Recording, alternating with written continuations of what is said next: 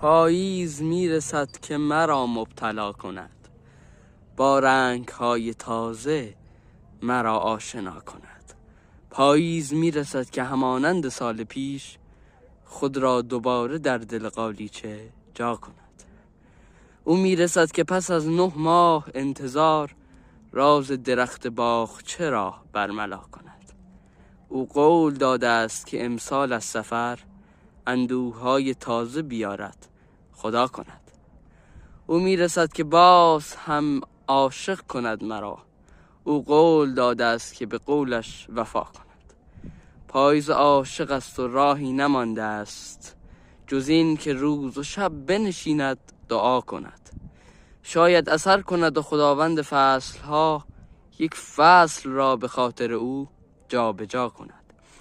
تقویم خواست از تو بگیرد بهار را، تقدیر خواست راه شما را جدا کند.